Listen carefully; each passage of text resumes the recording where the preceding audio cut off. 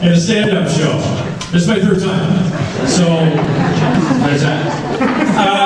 Comedian Idol. This is exciting. I'm really happy to be here. Everybody having a good time so far? That's hilarious, man. It's a great show.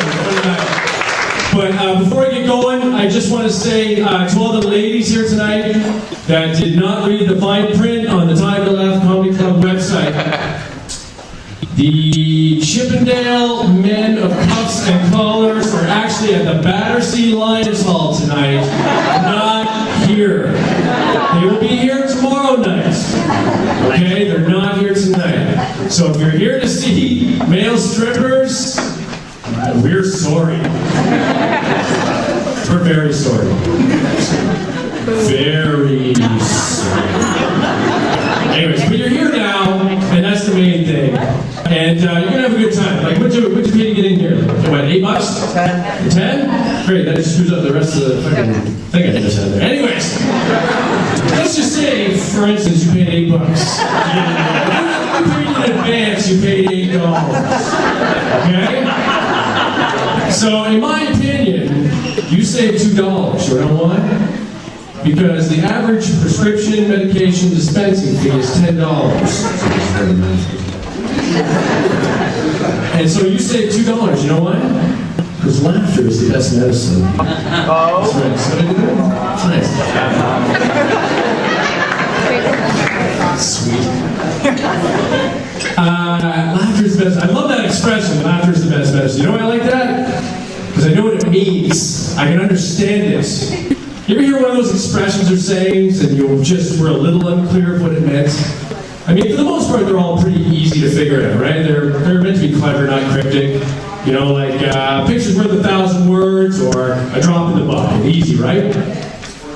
Well, I'm at a seminar recently, and the presenter of the seminar decides to use the saying, soup to nuts. Now, soup to nuts, I've heard this before.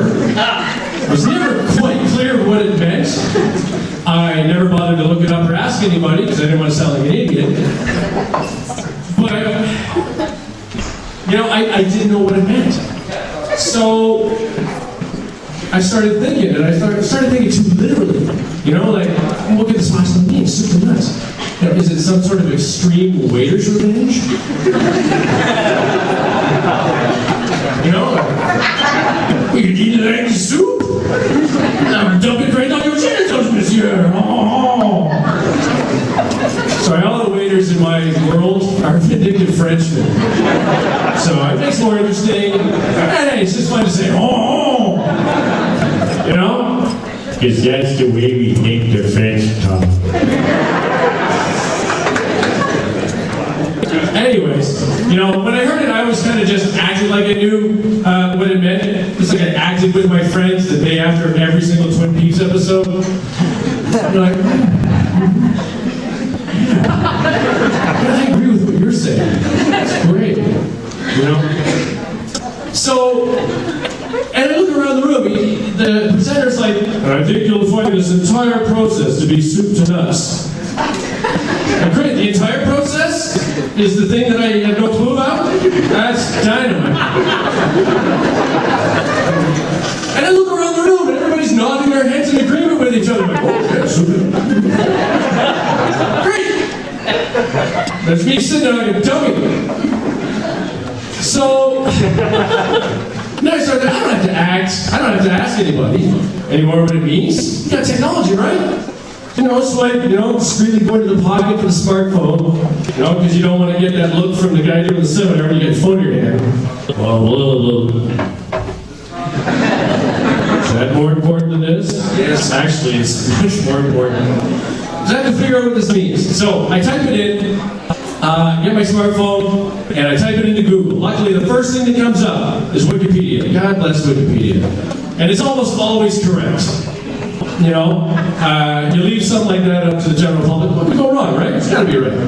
So I called it up and I wrote it down because I wanted to make sure I got it right. And I'll tell you what Wikipedia told me about soup to nuts. Soup to nuts is an American English idiom. Oh yeah, by the way, it's not actually called a saying or an expression. The technical term for this thing is actually called an idiom. So there's that. And I'm just telling you that just in case you happen to be the Cliff Clavin in your friends, group of friends.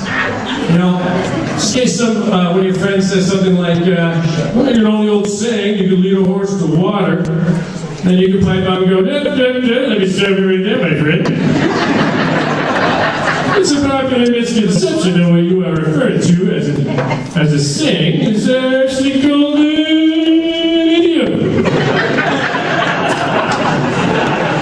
So an old fact is that the first person to coin the idiom was Constantine. And by this time your friends are just walking away from you. So. Oh, and for all you kids in the audience that don't know who the Clavin is, that was a pig from Toy Story.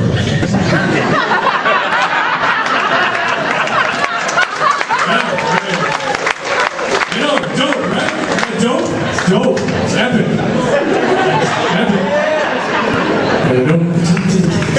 Okay, anyways, back to this. Soup to nuts is an American English idiom conveying the meaning of from beginning to end. It is derived from the description of a full course dinner in which courses progress from soup to a dessert of nuts. And there it is. And now you know, which is great. And now I know. And now this makes sense. Although, you know what? I think I would have got it understood it the first time if it went something like soup to your dessert really sucks. Seriously, what asshole serves nuts for dessert? Where did this come from? No, your appetizers were delightful. Your main course was exquisite. I was really giddy with anticipation of what you could be serving for dessert. Pray tell, what could it be? It's nuts. And at this point, you may as well just peel the lid off and start whipping the nuts at your guests, because that's also something an asshole does. And don't get the good stuff, get the shit that's 80% peanuts. Okay? Don't serve nuts for dessert. Dick. Anyway. So I finally figured out my big soup to nuts mystery, and I hope I helped all of you today. You know, I had one of those moments, you know, like they did on Three's Company when they figured out the big misunderstanding. That was a great show. I love how all the misunderstandings were so sexually based. You know, it was great. I think it would have been a little more entertaining though if they actually said what the misunderstanding was, rather than the whole tongue-in-cheek innuendo thing. It would have been great. Like, we were just in the bathroom trying to hang up this shower curtain, and you thought Jack was in there ready to stick into my ass, Mr. Furley.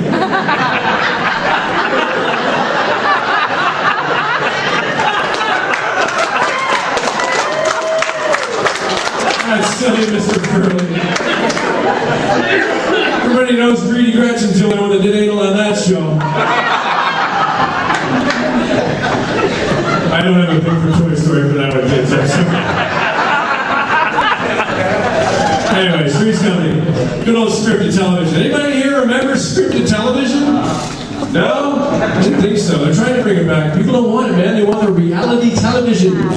Reality TV. They will make a reality show about anything now.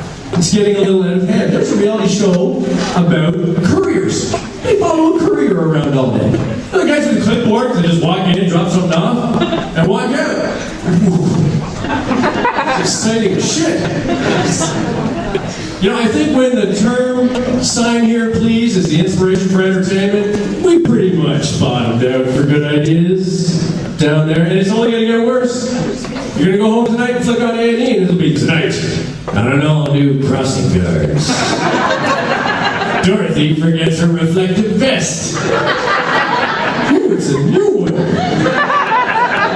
Lovely. What are we watching? Anyways, although I will admit, I do enjoy a little bit of reality television, especially anything with Gordon Ramsay involved. Everybody like Gordon Ramsay? Love him or hate him, this guy is entertaining as hell. And if he is not snorting an 8 ball of cocaine every time he camera, he sure acts like he does. You know, this guy is amped all the time. I especially like the show Kitchen Nightmares. You watch that one? If you haven't seen it, it's great. If you haven't seen Kitchen Nightmares, basically what happens is he goes into a struggling restaurant, takes the food, spits it out, tells the owner and the staff they're pieces of shit, kicks them out, pays for the renovation of the restaurant, cooks all their food, redesigns the menu, and for some reason the restaurant just makes a miraculous recovery. All in an hour! It's dynamite, it's really good. Although I'm waiting for the time that he gets all coked up and goes into a McDonald's restaurant by accident. He's so high. Now, he'll be like, right, we're here at the local hamburger restaurant. They've only been in business for 57 years and generate a pathetic $24 billion in revenue annually. Now, let's go in and see why they're failing. Let's see if I can help them out and get them back on their feet, yeah? And of course, he'd go in and taste the food and he'd hate it because it's shit. Okay? And he'd totally redesign their menu. Redesign it. So here you go. Right! We've replaced the chicken McNuggets with a sumptuous Hurricane bean soup with toilet prawns. For the main course, we've replaced the Big Mac and fries with a delicious beef Wellington and a delicious tomato Asiago risotto.